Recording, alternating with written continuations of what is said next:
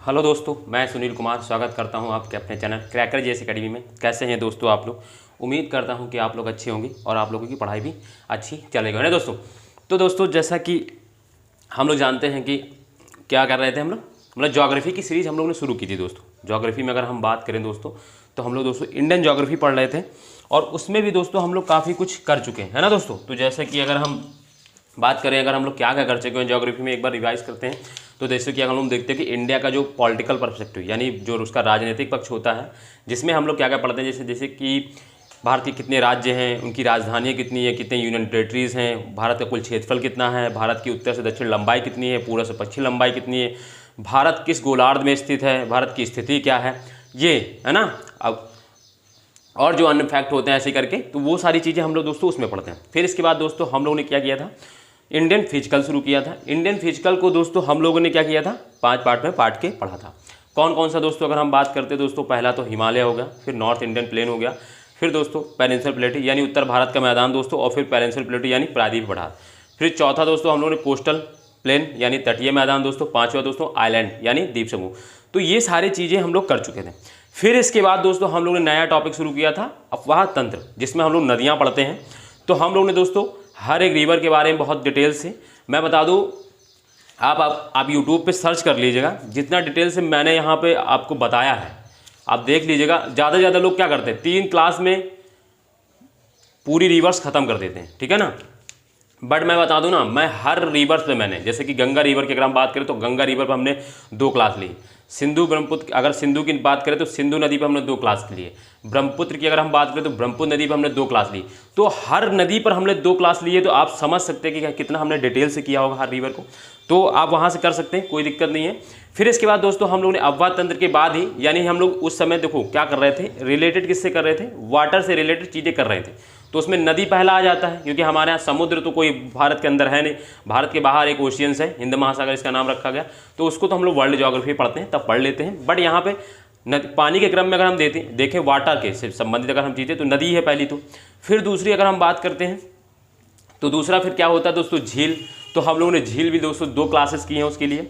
फिर इसके बाद झील के बाद दोस्तों फिर क्या आता है, जलप्रपात हमने कर लिया था। उसी में दोस्तों नदी से संबंधित हमारा एक टॉपिक और होता है कि भारत के जो महत्वपूर्ण नगर हैं वो किस नदी के किनारे स्थित है। कुछ महत्वपूर्ण, जैसे आगरा की बात करें तो यमुना नदी किनारे है ना, ठीक है दोस्तों। ऐसे जैसे कि अगर हम बात करें तो गोवा जो है कहाँ पे दोस्तों, मांडवी नदी किनारे है। तो ऐसे ही कुछ छोटे छोटे नगर हैं जो है ना किसी नदी किनारे स्थित है, जिससे क्वेश्चन आता है। तो वो भी हमने दोस्तों किया था वहाँ पे, तो यानी वहाँ पे, ठीक है। फिर इसके बाद दोस्तों हमने एक नया टॉपिक शुरू किया था, अभी 3 दिन से दोस्तों दो क्लासें दोस्तों हो चुकी है उसकी।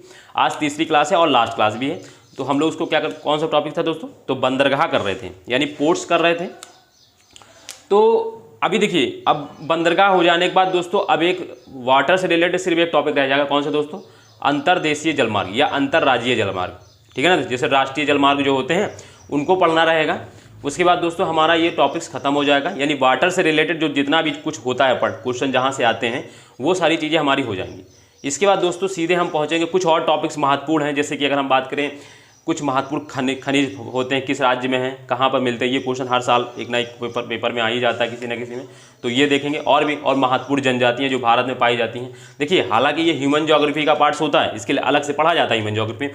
बट मैं सोच रहा हूँ कि ह्यूमन ज्योग्राफी में ऐसा, क्योंकि अब वो तो सिविल की तैयारी के लिए होता है कि उसके लिए अलग से पढ़ा जाए, बस इसमें कुछ इंपॉर्टेंट जैसे टॉपिक्स हैं, जैसे जनजातियां हैं, भारत के जो कुछ महत्वपूर्ण खनिज संसाधन हैं जो किस स्टेट में कहाँ कहाँ पाए जाते हैं, तो दोस्तों वो चीज़ हम लोग यही कर लेंगे।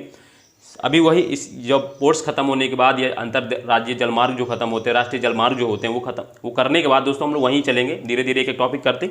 तो वहाँ से क्या हो जाएगा, इंडियन ज्योग्राफी में ही दोस्तों हम लोग ह्यूमन ज्योग्राफी की जो इंपॉर्टेंट टॉपिक्स हैं दोस्तों वो हम यहीं कर लेंगे, ठीक है दोस्तों। तो ये हमारा कुछ सोच रहे हैं हम ये करने के लिए। फिर इसके बाद जब ये छोटे छोटे टॉपिक्स जो खत्म हो जाएंगे, देन इसके बाद हम लोग दोस्तों क्या करेंगे, सीधे मानसून पहुँचेंगे, है ना। क्योंकि मानसून दोस्तों बहुत ही इंपॉर्टेंट टॉपिक्स है और वो थोड़ा अंडरस्टैंडिंग का टॉपिक्स है। तो हम सोच रहे पहले जो छोटे छोटे टॉपिक्स हैं उनको खत्म कर लें, इसके बाद हम लोग दोस्तों उसे पहुँचेंगे, ठीक है दोस्तों। तो दोस्तों हम लोग अगर बात करें तो दोस्तों हमने क्या बताया, हम लोग पोर्ट्स पढ़ लेते हैं। हाँ दोस्तों, अगर कोई भी दोस्तों अगर नया जुड़ा हो तो उसका मेरी चैनल पर स्वागत है दोस्तों। उसको क्या करना है दोस्तों, मैं बता दूं दोस्तों।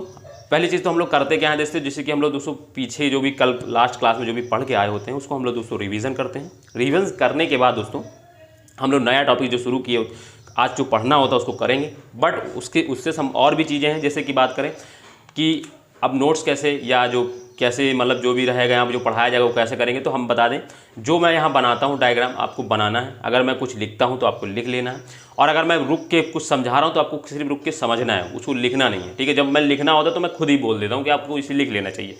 इस तरीके से क्या होगा दोस्तों, एक आपका जो हैंड नोट्स जो हो जाएगा, नोट्स कंप्लीट हो जाएगा, तो आपका खुद का जो सेल्फ नोट्स होगा वो कंप्लीट रहेगा। तो आपको आइडिया रहेगा कि मैंने कैसे इस पे लिखा है, तो आपको चीज़ें जल्दी याद हो जाएंगी। बुक से दोस्तों पढ़ते समय क्या होता है कि हमें चीज़ें याद नहीं रहती, क्योंकि वो हमारी लिखी हुई नहीं रहती हैं, वो अपने बाकायदा उनको, तो हम अपना जिस तरीके से चाहते हैं उस तरीके से नोट्स बना सकते हैं, और बहुत सिंप्लीफाई में बहुत जो चीज़ें इंपॉर्टेंस है वही चीज़ें हम लोग लिखते हैं, फालतू की चीज़ें लिखते भी नहीं हैं, ठीक है दोस्तों।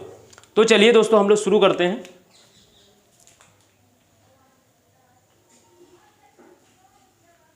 अगर शुरू करने की क्रम की बात करें तो दोस्तों हम लोग पोर्ट्स पढ़ रहे थे, यानी बंदरगाह, ठीक है दोस्तों।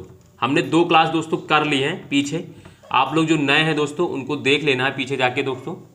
पोर्ट्स बहुत ही डिटेल से करते हैं हम लोग दोस्तों यहाँ टॉपिक, इसीलिए थोड़ा डिले होता है, वरना सोचिए पोर्ट्स ज़्यादा से ज़्यादा 2 क्लास हो जाने चाहिए थी, बट हम जानते हैं हम बहुत आराम से कर रहे हैं, क्योंकि ज्योग्राफी को एक बार कर लें, कहीं पढ़ लें, से क्वेश्चन कहीं से भी आए हमारा हो जाए, बस ये हमारा मोटिव होना चाहिए। तो उसी पर्पज़ से दोस्तों हम बहुत स्लो भी, इतना स्लो भी नहीं कि हर चीज़ को रिपीट ही करना है। उसको दिक्कत देखो, प्रॉब्लम्स यहाँ ये होती है कि हम लोग रिवीजन करने के क्रम में क्या होता है 2-4-10 मिनट चला जाता है, तो उस क्लास में लंबी हो जाती है थोड़ी, बस और कुछ नहीं है दोस्तों। तो दोस्तों पोर्ट्स दोस्तों हम बता चुके हैं पहली क्लास में, हम रिवीजन नहीं करेंगे, बट हमने जो पिछली क्लास में की थी उसको हम रिवीजन करेंगे। आपको देख लेना दोस्तों, नए जो भी हैं पीछे जाके, ठीक है दोस्तों, प्लेलिस्ट में पढ़ी हुई क्लास। तो दोस्तों मैं अगर बताऊं तो पोर्ट्स को दोस्तों अगर हम पढ़ें तो दोस्तों हम लोग इसको 2 पार्ट में बांट सकते हैं। कैसे दोस्तों, देखो भारत में मैंने बताया था कि 13 बड़े पोर्ट्स हैं और 200 से ज़्यादा, लगभग 200 से ज़्यादा दोस्तों छोटे पोर्ट्स हैं। तो मैंने बता दिया था कि बड़े पोर्ट्स के बारे में दोस्तों हमको पढ़ना है, यानी बड़े जो 13 बंदरगाह है उनके बारे में पढ़ना है, छोटे बंदरगाहों के बारे में नहीं पढ़ना है, ठीक है दोस्तों। तो अगर हम बात करें ये 13 बड़े बंदरगाह, मैं यहाँ लिख भी दे रहा हूँ 13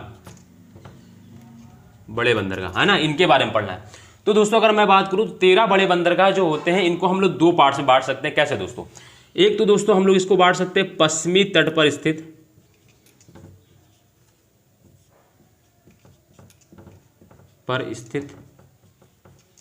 मैं ये सब करा चुका हूं, 6 बड़े बंदरगाह, 6 बड़े बंदरगाह, ठीक है ना। अभी मैं बताऊंगा 6 कौन कौन से हैं, मैं मतलब पिछली क्लास में मैं करा भी चुका हूं, फिर बता दूंगा। ये क्या है, पश्चिमी तट पर स्थित 6 बड़े बंदरगाह। अब भारत के बंदरगाह लिख रहे हैं तो हम भारत नहीं लिख रहे हैं। फिर इसके बाद में दोस्तों हम लोग लिख सकते हैं पूर्वी तट पर स्थित, एक बार ऐसा ही क्वेश्चन पूछा गया था कि 4 बंदरगाह दे दिए थे और उसमें से पूछा गया था निम्नलिखित में से कौन से पश्चिमी तट पर स्थित बंदरगाह हैं। तो आपको याद, आप अगर डायग्राम बनाए रखे होंगे और आप इस तरह डिवीज़न किए हो रहे होंगे तो आपको याद रहेगा, वरना अगर सब वैसे लिख लेंगे, मान लीजिए बुक्स में जैसे लिखा रहता है बड़े बंदरगाह, बस शुरू कर दिए लिखना। अब अगर डायग्राम ना बनाए ना तो याद नहीं रहती चीज़ें, इसीलिए मैं डायग्राम बना के दोस्तों हर चीज़ आपको समझाता हूँ। रीज़न यही है कि आपको कैसे भी कॉन्सेप्ट से अगर क्वेश्चन आता है तो आप कर लें, क्योंकि वो डायग्राम जो बनाए रहते हैं वो आपके दिमाग में रहता है कि मैंने इधर बनाए थे ये वाले बंदरगाह, इधर बनाए थे मैंने ये वाले बंदरगाह, है ना दोस्तों। तो पूर्वी तट पर स्थित 7 बड़े बंदरगाह हैं, यहाँ पे 7 है, इधर 13, ठीक है ना। तो पूर्वी तट पर 7 बड़े बंदरगाह हैं दोस्तों। मैं भी देखो दोस्तों अभी दिखा भी देता हूँ कि कौन कहाँ पर है, मैं दिखा, है ना, ठीक है। तो ये दोस्तों जैसे 13 बड़े बंदरगाह हैं, तो जिसमें मैंने बताया कि 6 पश्चिमी तट पर स्थित बंदरगाह हैं, बड़े बंदरगाह हैं, और 7 जो है पूर्वी तट पर। अभी देखो कहाँ कहाँ पे कौन सा, मैं देखो दिखाता हूँ आपको। तो दोस्तों हमको सिर्फ तटीय राज्य चाहिए, यानी बंदरगाहों का काम क्या होता है, समुद्र द्वारा जो आयात निर्यात जो होता है उसका संचालन करने के लिए बंदरगाह बनाए गए। तो यानी भारत के जितने समुद्र तट पे स्थित जितने राज्य उन्हीं के बारे में पढ़ना है। तो भारत के तटीय राज्य कितने, 9 है, तो हम उन्हीं राज्यों को बना लेते हैं नीचे, ऊपर का तो हमें जरूरत भी नहीं दोस्तों। तो ये दोस्तों हम लोग यहाँ पे नीचे ऐसे बना लेते हैं इसको।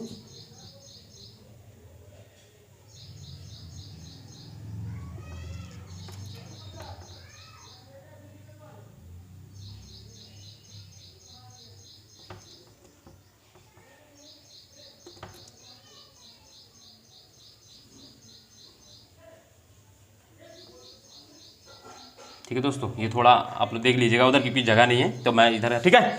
तो आप देखिएगा ये लिख, ये तो बना ही लिया होगा आप लोगों ने, कोई दिक्कत नहीं है। तो दोस्तों मैंने यहाँ पे दोस्तों आपको एक बंदरगाह बताया था इस जगह पर, कच्ची खाड़ी पे। कौन सा दोस्तों बंदरगाह मैंने बताया था? तो आपको दोस्तों यहाँ पे मैंने कांडला पढ़ाया था, ठीक है दोस्तों। फिर यहाँ पे दोस्तों मैंने आपको, ये गुजरात है दोस्तों, तो ये कांडला कहाँ पे? गुजरात। यहाँ पे मैंने दोस्तों आपको मुंबई बताया था, एक बंदरगाह है। कौन सा दोस्तों? मुंबई है। फिर दोस्तों यहीं पे एक दोस्तों और नीचे मैंने बता दिया यहाँ पे कौन सा बंदरगाह, तो नावा सेवा, जिसका मैंने नया नाम लिखाया भी है दोस्तों, कल की क्लास में आप देखेंगे, मिल जाएगी पिछली क्लास में एटलीस्ट।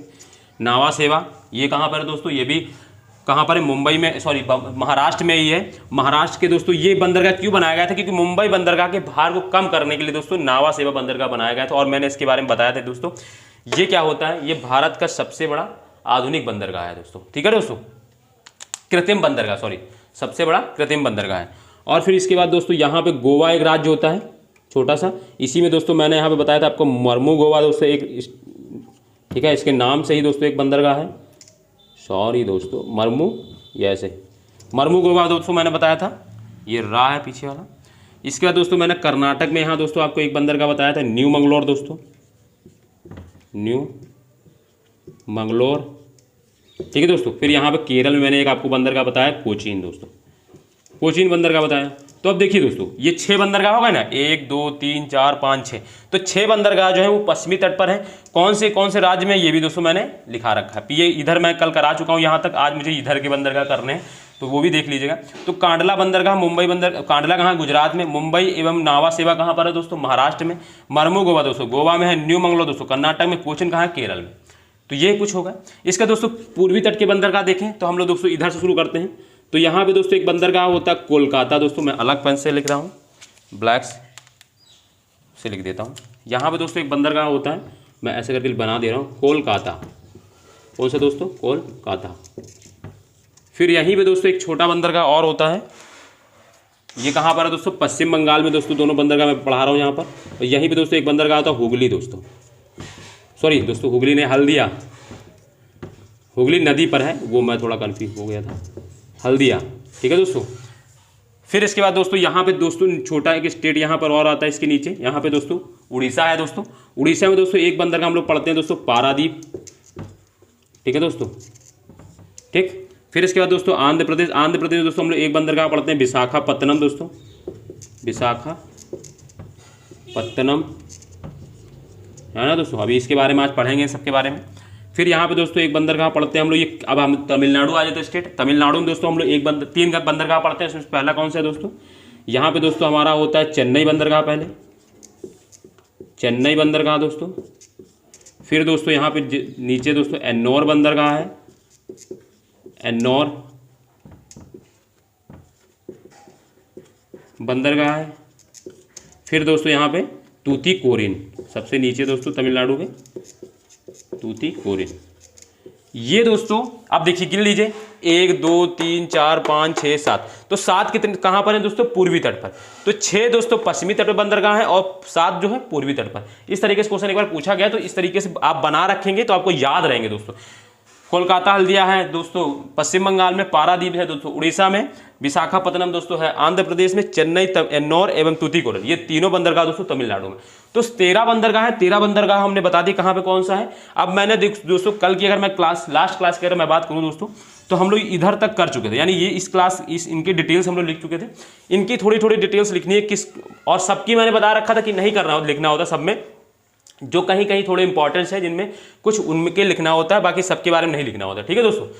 तो हम लोग दोस्तों अब इधर शुरू करेंगे, तो उससे पहले दोस्तों जो नए हैं वो बना ले इस तरीके से। अगर आप पिछली क्लास देख लीजिएगा, बट यहीं से आप अगर बनाना चाहें तो बना सकते हैं, और ये वाला जो मैंने पीछे लिखाया था आप लिख लीजिएगा पीछे जाके, ठीक है ना दोस्तों। आप करिए, आप इसको लिख लीजिए, पहले बनाइए फटाक से इस तरीके से, क्योंकि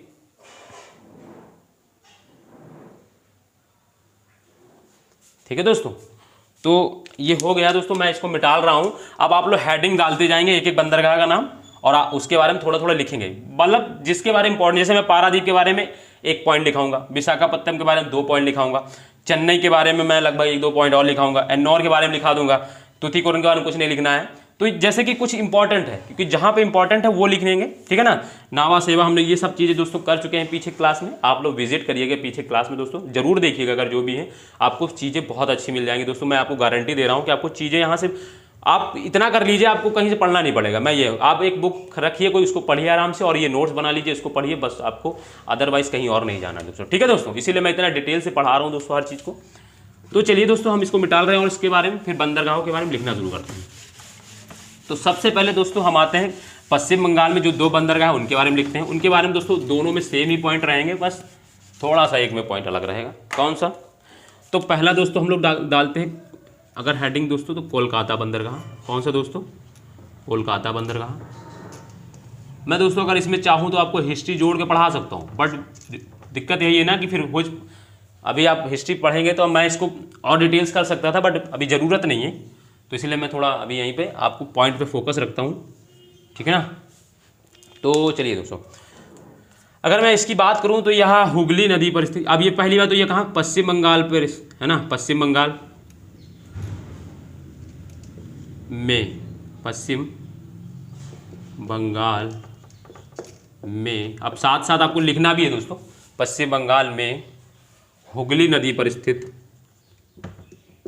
हुगली, 3 पॉइंट मैं इसमें 3 चीज़ इंपॉर्टेंट बढ़ाऊंगा। हुगली नदी पर स्थित,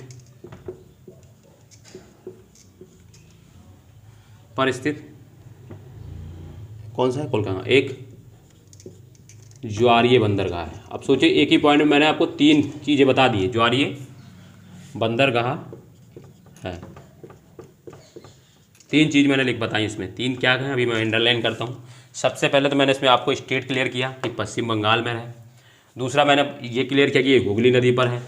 तीसरा मैंने ये बताया कि ये ज्वारीय बंदरगाह है। जैसे मैंने कांडला के बारे में हम लोगों ने पढ़ा था कि कांडला एक ज्वारीय बंदरगाह है गुजरात में जो है, इसी तरह ये भी जो है एक ज्वारीय बंदरगाह है। अब आप देखो, मैं बता दूं, अगर कभी उसने थोड़ा क्वेश्चन टफ करने की कोशिश की तो वो यही कहेगा, मान लीजिए 4 बंदरगाह दे दिए, जिसमें से एक गुजरात दे देगा, एक कोलकाता दे देगा, फिर उसी में से आपको एक हुगली भी दे देगा, और फिर इसके बाद एक आपको कोई एक और, इसमें से 13 में से कोई एक बंदरगाह, और पूछेगा निम्नलिखित में से कौन कौन से ऐसे बंदरगाह हैं जो ज्वारीय बंदरगाह हैं। ठीक है दोस्तों, अगर उसको थोड़ा सा टफ करना होगा आपको तो वो क्या करेगा, और फिर आपको ऑप्शन बना देगा, वही A B C है ना, ये चारों दे देगा, और फिर उसमें से क्या उपरोक्त में से निम्नलिखित कौन सा सही है, फिर A B या B C ऐसे करके 4 जो बनाए जाते हैं आप लोग देखेंगे। ठीक है ना? तो आप लोग ऐसे बना। अगर वो थोड़ा टफ क्वेश्चन करना चाहे, है बहुत ईजी, अगर आपने पढ़ा रखा होगा इस तरीके से तो आपको ईजी लगेगा, बट आपने अगर नहीं बिल्कुल इस तरीके टच किया होगा तो आपको कठिन लगेगा, ये ऐसे कैसे पूछ सकते हैं, तो टफ हो गया। तो वही चीज़ है, इसीलिए पढ़ने का बस थोड़ा ये थोड़ा तरीका बदलना है दोस्तों, और कुछ नहीं करना, क्वेश्चन बहुत आराम से हो जाते हैं। तो ये दोस्तों इसीलिए मैं पढ़ा रहा हूँ, इस तरीके से मैं करा रहा हूँ आपका, ताकि क्वेश्चन सॉल्व हो जाए, है ना। तो हुगली नदी पर स्थित एक ज्वारीय बंदरगाह है। ठीक है दोस्तों, समझ में आ गया? ये पहला पॉइंट हो गया इसका। और एक ये जानिएगा, ये नदीय पत्तन है, यानी नदीय बंदरगाह है। ये किसी समुद्र पे नहीं स्थित है, समुद्र के तट पे स्थित नहीं है, ये नदी के तट पर स्थित है। तो एक नदी बंदरगाह, ये भी ऐसे लिख लीजिए हेडर करके, ये नदीय बंदरगाह है, ऐसे लिख लीजिए। ठीक है ना? तो ऐसे भी पूछा गया एक बार क्वेश्चन, तो मैं इसीलिए थोड़ा आपको आगाह कर दे रहा हूँ। इस तरह हैरो बना के इस तरह लिख लीजिएगा, हुगली नदी यानी नदीय बंदरगाह है ये। ठीक है, हर पॉइंट को आप लोग बड़े आराम से करिए ताकि आपका हो सके। फिर दोस्तों दूसरा, हम इसमें एक और फैक्ट अगर मैं बात करूं तो, हालांकि मैंने एक ही चीज़ में आपको 4 चीज़ें समेट के रख दी हैं एक ही लाइन में, तो उस पॉइंट तो बचा नहीं है, बट इसमें एक चीज़ ये जानिए कि ये जो है यहाँ से जो है, यहाँ से दोस्तों मैं लिखा दे रहा हूँ बट इसकी ज़रूरत नहीं है, यहाँ से कोयला एवं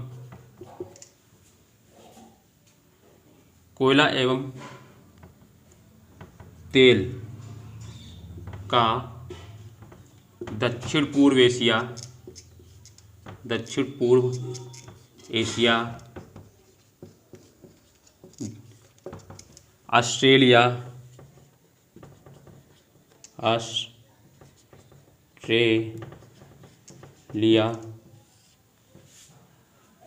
ऑस्ट्रेलिया न्यूजीलैंड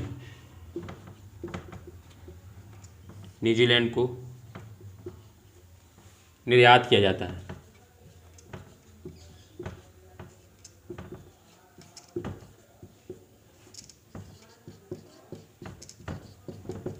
ना दोस्तों। तो ये कुछ है, यहाँ से कोयला एवं तेल का दक्षिण पूर्व एशिया, ऑस्ट्रेलिया, न्यूजीलैंड को निर्यात किया जाता है। यानी कोलकाता बंदरगाह से दक्षिण पूर्व एशिया और न्यूजीलैंड, ऑस्ट्रेलिया के देशों से व्यापार किया जाता है। ये एक कौन से, आप ये मत याद रखिएगा कोयला एक किसका, बस इतना याद रखिएगा कि कहाँ से, कोलकाता बंदरगाह से किस जगह का व्यापार जो होता है, आयात निर्यात हम लोग करते हैं। तो दक्षिण पूर्व एशिया, जिसमें जैसे इंडोनेशिया है, पारादीप, सॉरी मलेशिया है ना दोस्तों, और ब्रुनेई है, ठीक है ना, थाईलैंड्स हैं। तो ये सारे जो देश थे छोटे छोटे, इनसे दोस्तों हमारा और ऑस्ट्रेलिया तो अलग ही है ना कॉन्टिनेंट बनाता है, और इसमें न्यूजीलैंड भी जो रहता है। तो ये जो कोलकाता बंदरगाह वहाँ से दोस्तों इनका यहाँ से हमारा आयात निर्यात होता है। तो ये याद रखिएगा कि कोलकाता से कहाँ का आयात निर्यात होता है, तो ये याद रखना है बस, और कुछ नहीं। बाकी किसका होता है ये जरूरी नहीं है, आपको बुक में तो आपको बहुत बड़ी लिस्ट मिल जाएगी, उसकी ज़रूरत भी नहीं है। तो ये 2 पॉइंट है दोस्तों आपको लिखने थे, ठीक है दोस्तों। तो इसको लिख लीजिए फटाक से। और फिर मैं इसके बाद आपका आता हूँ हुगली नदी, सॉरी दोस्तों हल्दिया बंदरगाह, बार बार हुगली नदी आ जा रहा है, हुगली नदी पर स्थित है, वो भी एक नदी पत्थर है, बस ये लिखना है उसके बारे में। तो दोस्तों और ठीक है दोस्तों, फटाफट लिखिए ताकि हम लोग जल्दी जल्दी कर सकें। तो ये हो गया ना, तो चलिए हम मिटालते हैं, हो गया होगा। फिर हम लोग अब आते हैं दोस्तों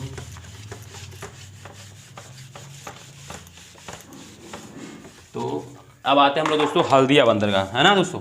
दूसरा है जो पश्चिम बंगाल में ही है दोस्तों, हल्दिया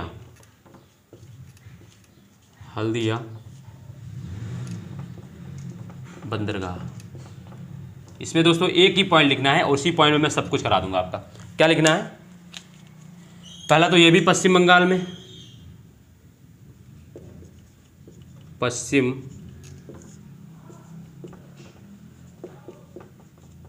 बंगाल में हुगली नदी पर स्थित, है ना, पश्चिम बंगाल में हुगली नदी पर स्थित यह एक नदीय बंदरगाह है। इम्पॉर्टेंट्स ये भी हो गया ना, 2 नदीय बंदरगाह पढ़ लिया हम लोगों ने, नदीय बंदरगाह है, तो ये भी एक नदीय बंदरगाह है, ठीक है दोस्तों। और इसका एक इम्पॉर्टेंट पॉइंट मैं बता देता हूँ, उसको लिखना नहीं है। इस बंदरगाह का निर्माण क्यों किया गया था, क्योंकि कोलकाता बंदरगाह पे जो है आयात निर्यात इतना ज़्यादा हो जाता था कि वहाँ पे बहुत ज़्यादा भीड़ भाड़ का मतलब वहाँ पे इतना ज़्यादा रहता था। तो उसके भार को कम करने के लिए दोस्तों, कोलकाता बंदरगाह के भार को कम करने के लिए दोस्तों हल्दिया बंदरगाह बनाया गया है दोस्तों, ठीक है दोस्तों। ये दूसरा पॉइंट है, बट उसकी ज़रूरत नहीं है, वो पूछा नहीं जाएगा। ये याद रखना है कि ये नदीय बंदरगाह है। और दोस्तों एक मैंने आपको पश्चिमी तट पर एक बंदरगाह मैंने पढ़ाया था आपको दोस्तों, मरमू गोवा, ठीक है ना दोस्तों। मरमू गोवा जो कहाँ पर है दोस्तों, गोवा में है। उस पर पॉइंट नोट करके लिख लीजिएगा दोस्तों, यहीं पे नोट करके आप लिखिएगा। मैं क्योंकि एक ही जगह पे तीनों बंदरगाह में समेट देना चाहूँ, क्योंकि वो भी क्या है, एक नदीय बंदरगाह है ना। हालांकि समुद्र के तट के किनारे स्थित है, बट वो एक नदीय बंदरगाह है। तो मरमू गोवा लिखिएगा दोस्तों। मैं वहाँ पे नहीं लिखाया मैंने क्योंकि वहाँ पे ज़रूरत नहीं थी, यहाँ ज़रूरत है। मरमू गोवा ज्वारी नदी पर स्थित, कहाँ पे स्थित है दोस्तों, ज्वारी नदी पर। ज्वारी नदी नोट करके लिखना है दोस्तों, ये अलग पॉइंट है। मरमू गोवा ज्वारी नदी पर स्थित एक नदीय बंदरगाह है। बहुत इंपॉर्टेंट है ये तीनों। कभी भी वो क्या कर सकते हैं, ऐसे क्वेश्चन पूछ सकते हैं कि निम्नलिखित 4 दे देगा और पूछेगा निम्नलिखित में से कौन से नदीय बंदरगाह है। तो आपको याद रखना कि 3 जो बंदरगाह हैं बहुत इंपॉर्टेंट है। एक तो दोस्तों कोलकाता, दूसरा हल्दिया, तीसरा कौन सा दोस्तों, मरमू गोवा। तीनों दोस्तों कहाँ पर है, नदी पर स्थित। और ये एक नदीय बंदरगाह, ऐसे क्वेश्चन बना सकता है भविष्य में। मरमू गोवा ज्वारी नदी पर स्थित एक नदीय बंदरगाह है। तो ये हो गया दोस्तों। एक तो हल्दिया के बारे में एक पॉइंट लिखना था कि पश्चिम बंगाल में हुगली नदी पर स्थित यह एक नदीय बंदरगाह है। तो हल्दिया के बारे में एक पॉइंट ये याद रखना था। दूसरा इसके बारे में ये याद रखना, दूसरा फिर नोट करके लिखना है मरमू गोवा ज्वारी नदी पर स्थित एक नदीय बंदरगाह। मैं देखो वहाँ लिखा सकता था क्योंकि फिर वो क्या हो जाता, बट उसमें थोड़ा होच पोच होना है। यहाँ पर देखो तीनों नदी, जितने मैंने तीनों पढ़ा है, तीनों नदीय बंदरगाह है। तो तीनों ही आपको एक ही जगह मिल जाएंगे। इसी वजह से मैंने उसको वहाँ पर छोड़ रखा था। नहीं, ठीक है दोस्तों, तो आप ये कर लेना है, ठीक है। तो ये हो गया दोस्तों, फटाफट हो गया है। तो अब चलिए दोस्तों मिटालता हूँ मैं। लिख लिया होगा ना आप लोगों ने, बाकी जो छूट जाए तो आप लोग थोड़ा स्क्रीनशॉट ले लिया करिए या तो फिर से रिवाइज कर लिया करिए, ठीक है। फिर इसके बाद अब हम लोग आते हैं दोस्तों पारादीप। तो पारादीप के बारे में आपको कुछ नहीं लिखना है दोस्तों। पारादीप है दोस्तों उड़ीसा में, है ना, बनाया ना डायग्राम में, देखिए पारादीप होगा। तो पारादीप उड़ीसा में, बस इतना याद रखना है। बाकी इसमें अगर आप लिखना चाहें तो एक पॉइंट लिखिए मेरे साथ, मैं बोल रहा हूँ लिख लीजिए, डालिए हेडिंग दोस्तों पारादीप। और दोस्तों इसमें लिख लीजिए या उड़ीसा में स्थित है। लिखा है दोस्तों, उड़ीसा में ये डेल्टा नदी के है ना, डेल्टा नदी पर स्थित है, ऐसे लिखिए दोस्तों। लिखिए पॉइंट लिखिए, मैं बोल रहा हूँ आपको। पारादीप हेडिंग डालिए, पारादीप बंदरगाह, और उसमें एक पहला पॉइंट ये लिखिए या उड़ीसा में स्थित है ना, सॉरी दोस्तों ये नहीं लिखना है, लिखना है पारादीप बंदरगाह लिखना है, उसमें लिखना है महानदी डेल्टा पर स्थित महानदी डेल्टा पर स्थित है या बंदरगाह, है ना, महानदी डेल्टा पर स्थित या है बंदरगाह है, ठीक है। और आपको ब्रैकेट में लिख लेना उड़ीसा। फिर जब लाइन ये खत्म हो जाए, देखो ऐसे लिखना है, लिख ही देता हूँ। पारादीप हेडिंग डालिए, उसमें लिखना है या डेल्टा नदी पर स्थित है या महानदी के डेल्टा पर स्थित है, महानदी के डेल्टा पर स्थित है। और ब्रैकेट में करके यहाँ पे दोस्तों इसमें ही में आगे ब्रैकेट में करके उड़ीसा कर लेना था, तो आपको ये भी याद रहेगा कि उड़ीसा में है, ठीक है दोस्तों।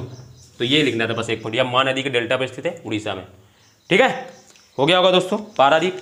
अब दूसरा आप लोग फिर इसके बाद आइए दोस्तों विशाखापत्तनम, बहुत इंपॉर्टेंट। लिखिए दोस्तों विशाखापत्तनम, मेरे साथ लिखिएगा, वो इंपॉर्टेंट है क्योंकि वो आंध्र प्रदेश में है। सबसे पहली चीज़ तो यही हो जाएगा, विशाखापत्तनम इंपॉर्टेंट इसलिए है क्योंकि ये भारत का सबसे बड़ा प्राकृतिक बंदरगाह है। विशाखापत्तनम बंदरगाह, ठीक है दोस्तों, बंदरगाह। इसमें लिखना है दोस्तों पहला आपको पॉइंट, या भारत है ना, आंध्र प्रदेश में स्थित, मैं एक ही पॉइंट में कर देता हूँ सब, आंध्र प्रदेश में स्थित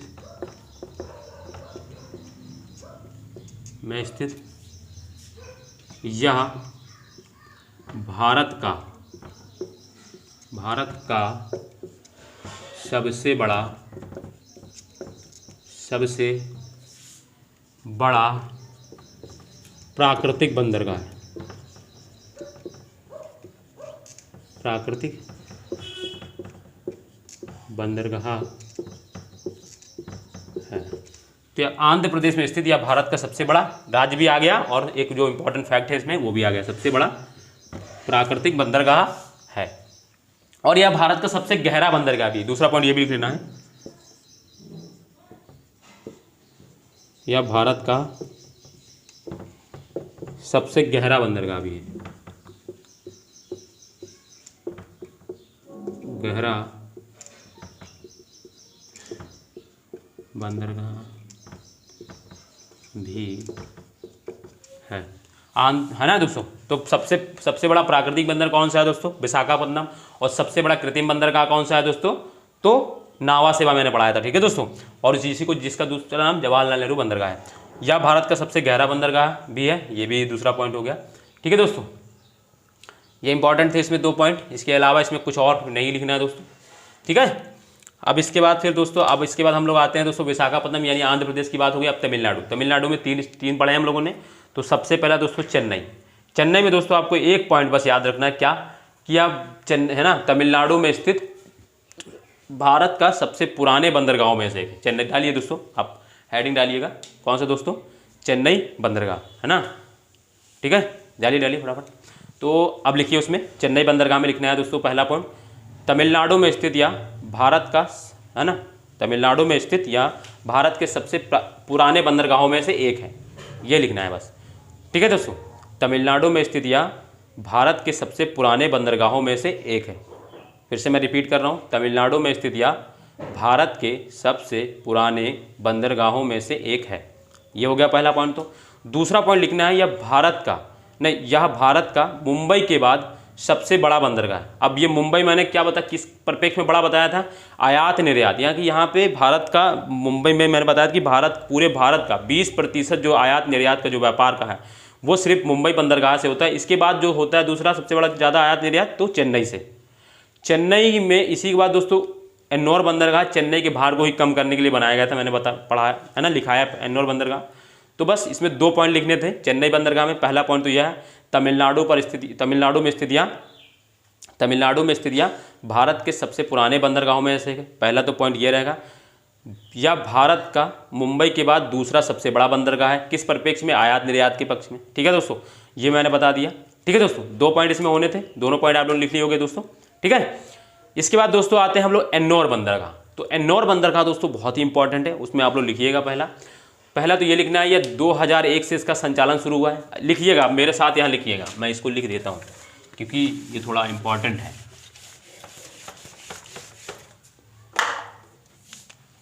तो आपको लिखना है दोस्तों एन्नौर बंदरगाह।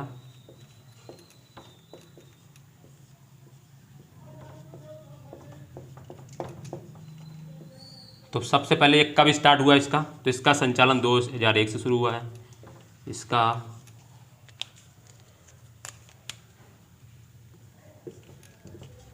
संचालन 2001 से शुरू हुआ है।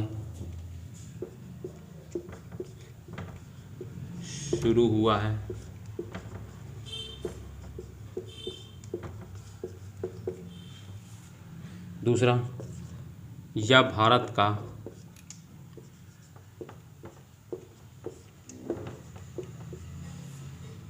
सबसे बड़ा कंप्यूटराइज्ड बंदरगाह है।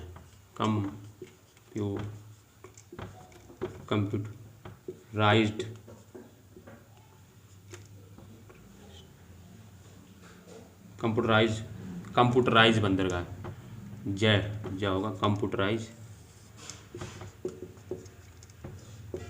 बंदरगाह है। यह भारत का सबसे बड़ा कंप्यूटराइज बंदरगाह है। ठीक है ना, कंप्यूटराइज याद रखिएगा, पूछा जा चुका है। एक पूछेगा, अभी तो नहीं पूछा गया मगर कभी पूछा जा सकता है। तीसरा इसमें पॉइंट है, यह भारत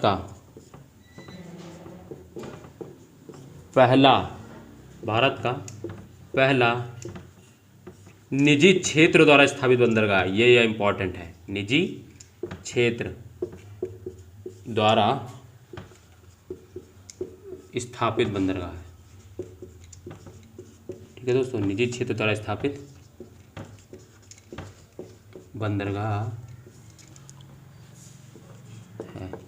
तो ये क्या है? तीसरा पॉइंट क्या है? यह भारत का पहला निजी क्षेत्र, याद रखिएगा निजी क्षेत्र, सबसे पहली बार निजी क्षेत्र, बंदरगाहों में निजी क्षेत्र का जो संपूर्ण निजी क्षेत्र, यही बंदरगाह बनाया गया था। तो याद रखिएगा, यह भारत का पहला निजी क्षेत्र द्वारा स्थापित बंदरगाह है। ये बहुत इंपॉर्टेंट फैक्ट हो गया इसका संचालन 2001 से शुरू हुआ है।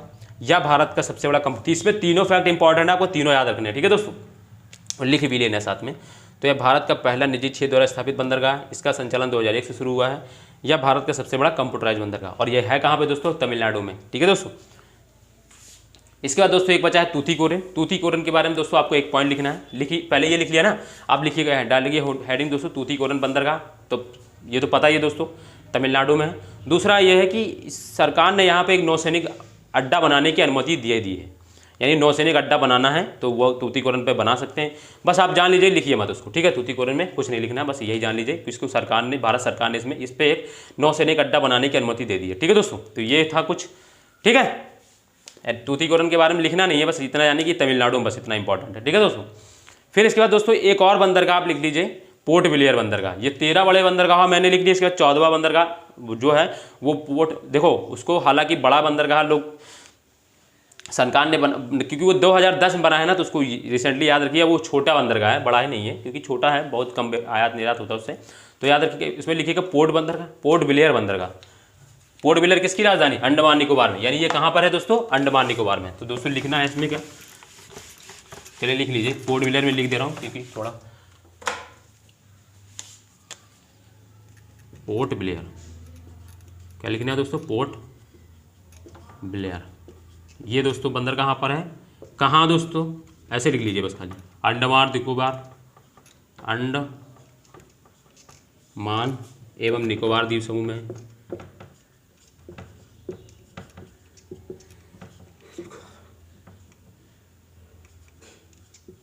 द्वीप समूह पर स्थित।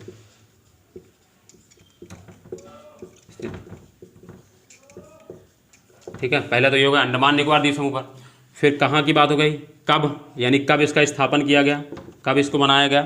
तो कब की अगर हम बात करें तो 2010, बस इतना यार। ठीक है दोस्तों, 2010। तो पोर्ट ब्लेयर कहाँ पर है? अंडमान निकोबार में। कब बनाया गया? 2010 में। जैसे एन्नोर कब बनाया गया? तो 2001 में स्थापित किया गया था। ऐसे ये जो 2010 में स्थापित किया गया। ठीक है दोस्तों, तो ये कुछ इंपॉर्टेंट फैक्ट थे दोस्तों बंदरगाह से रिलेटेड, ठीक है ना, जो आपको जानने चाहिए थे। और मैंने जितना क्वेश्चन जहाँ से बन सकता है दोस्तों करा दिया है। अब इसमें एक दोस्तों एक चीज़ जान लीजिए, एक क्वेश्चन आया है कि सागरमाला परियोजना का संबंध किससे है? तो आपको याद रखना कि ये बंदरगाह से, पोर्ट है ना दोस्तों, बंदरगाहों से है। क्योंकि अटल बिहारी वाजपेयी सरकार ने 2003 में जब अटल बिहारी वाजपेयी सरकार थी तब उन्होंने बंदरगाहों का एकीकरण करने के लिए, यानी जो पुराने बंदरगाह को उनका आधुनिकीकरण और एकीकरण करने के लिए दोस्तों सागरमाला परियोजना चलाई थी। सागरमाला परियोजना में क्या है ना, कब चलाई थी दोस्तों? 2003 में। किसने दोस्तों? अटल बिहारी वाजपेयी का एक ड्रीम प्रोजेक्ट है ये तो, अटल भी है ना, ठीक है। और दोस्तों दूसरी चीज़, इसका उद्देश्य क्या था? भारत के बंदरगाहों का दोस्तों आधुनिकीकरण करने के लिए इसका, और इस पर 1 लाख रुपए व्यय करने का मद रखी गई थी दृष्टि। ठीक है दोस्तों, तो आप लोग ये जानना इस और इस पर एक योजना चलाई गई है दोस्तों, लिख लीजिए दोस्तों, सागरमाला परियोजना। मैं आपको लिखा देता हूँ, बहुत इंपॉर्टेंट है, कभी पूछ सकता है इस पर क्वेश्चन, है ना दोस्तों। क्योंकि इस पर शॉर्ट नोट भी आ सकता है, अगर पीसीएस का आप अगर मेंस देंगे तो आपको इस पर शॉर्ट नोट भी आ सकता है। तो आपको लिखना है सागरमाला परियोजना। बंदरगाह का सारा डिटेल्स हो गया। आज मैं सोच रही हूँ ख़त्म करना है, इसलिए थोड़ी लंबी हो सकती है, थोड़ा आप लोग रुक के रहिएगा। सागर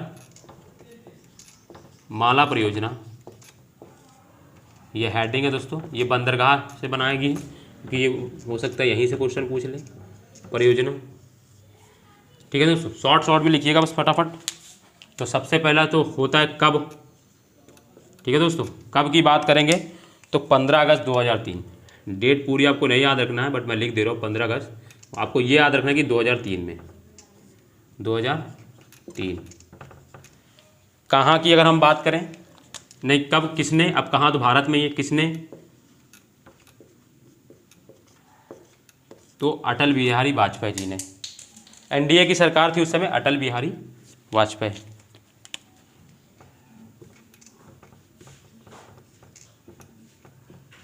या एनडीए सरकार, अटल बिहारी वाजपेयी जी ने।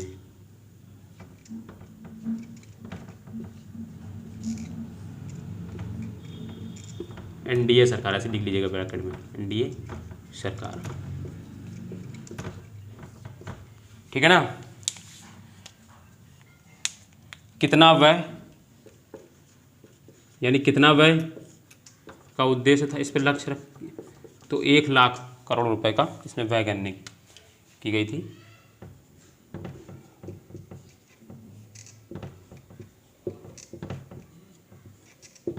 ये इतना ये हो गया, ठीक है। फिर दोस्तों उद्देश्य दोस्तों इसका क्या था,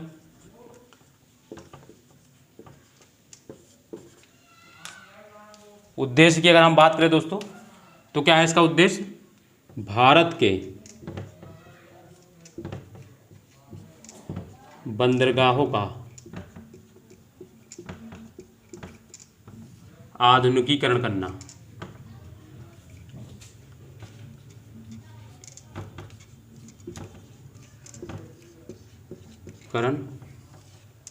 करना, ये उद्देश्य है। ठीक है दोस्तों, तो ये इसमें कुछ इंपॉर्टेंट फैक्ट है जो जब मतलब क्वेश्चन उसमें आ सकते हैं ऑप्शंस में, तो ये आपको याद रखना है। सागरमाला परियोजना का संबंध किससे है, तो आपको सीधे बता देना है, बंदरगाहों से संबंध है। कब स्टार्ट हुई थी, तो 15 अगस्त 2003 में। किसने की थी, तो अटल बिहारी वाजपेयी जी ने की थी। ये इनका ड्रीम प्रोजेक्ट था, इनका खुद का स्वप्न था, और ये एनडीए सरकार की थी उस समय। फिर इसके बाद इसका कितने व्यय हुआ था, तो 1 लाख रुपए, 1 लाख करोड़ रुपए इस पर व्यय करने का मतलब लक्ष्य रखा गया था। और उद्देश्य क्या है दोस्तों, भारत के बंदरगाहों का आधुनिकीकरण एवं एकीकरण करना। एकीकरण भी लिख लीजिएगा, या भारत के बंदरगाहों का आधुनिकीकरण एवं एकीकरण, यह भी लिखिए। आधुनिकीकरण समझेंगे तो एकीकरण भी समझ में आ जाएगा। ठीक है दोस्तों, तो ये दोस्तों सागरमाला परियोजना है। इसी के साथ एक और आपको याद रखना है, प्रोजेक्ट उन्नति। बस इतना याद रखना है, प्रोजेक्ट उन्नति का संबंध किससे है, तो दोस्तों बंदरगाहों से। ठीक है दोस्तों, याद रखिएगा, प्रोजेक्ट उन्नति लिख लीजिएगा उसको, प्रोजेक्ट उन्नति का संबंध बंदरगाहों से है। जैसे मैंने इसमें लिखा है वैसे उसमें लिख लीजिएगा। ठीक है दोस्तों, तो ये दोस्तों बंदरगाहों से रिलेटेड जितना भी फैक्ट, जो जितना क्वेश्चन जहाँ से क्वेश्चन पूछा जा सकता है उतना मैंने आपको करा दिया है दोस्तों। आप लोग बस अब इसको क्या करना है, 1-2 बार रिवाइज करिएगा दोस्तों, आपका हो जाएगा, इससे बाहर क्वेश्चन नहीं आएगा। आप कोशिश करिएगा, आप इसके बाद आप ये जैसे आप पढ़ चुके हैं तो आपके पास कहीं प्रीवियस क्वेश्चन पेपर या अनसॉल्व होगा, कहीं पर आप सॉल्व करिएगा। आप क्वेश्चन पढ़ने के बाद आपसे क्वेश्चन सॉल्व हो जाएंगे, मैं गारंटी दे रहा हूँ। कैसा भी क्वेश्चन पूछा जाएगा, हर एंगल से मैंने कराने की कोशिश की है आपको, जहाँ से क्वेश्चन दोस्तों आ सकते हैं। ठीक है दोस्तों। तो दोस्तों हाँ, अगर जिसको भी मेरी क्लास अगर क्लास आपको अच्छी लगी हो दोस्तों, तो आपको करना क्या है दोस्तों, तो जिसने अभी तक सब्सक्राइब नहीं किया है तो वहाँ पे जाकर रेड बटन होगा, उसको प्रेस करें और बेल आइकन को जरूर दबाएं, ताकि जो भी क्लास में डालूं अब तो आपके पास नोटिफिकेशन पहुँच जाए। दूसरा काम आपको करना है, लाइक करना है, कमेंट तो जरूर ही करना है दोस्तों, और दूसरों को शेयर करना भी ना भूलें दोस्तों। ज़्यादा से ज़्यादा लोगों को बताएं कि यहाँ पर इस तरीके से पढ़ाई हो रही है, ताकि उनको भी थोड़ा बेनिफिट हो सके। और मेरा मोटिव यही है कि लोगों को अच्छी नॉलेज दे सकूँ। ठीक है दोस्तों। तो ये हमारा कुछ है जो मुहिम छेड़ा है, तो आपका सहयोग चाहिए इसके लिए दोस्तों। तो चलिए दोस्तों, हम लोग इसके साथ कल मिलेंगे दोस्तों। हाँ, आप लोग दोस्तों अपनी केयर करिए दोस्तों, अपना ख्याल रखिए दोस्तों, अच्छे से पढ़ाई कीजिए।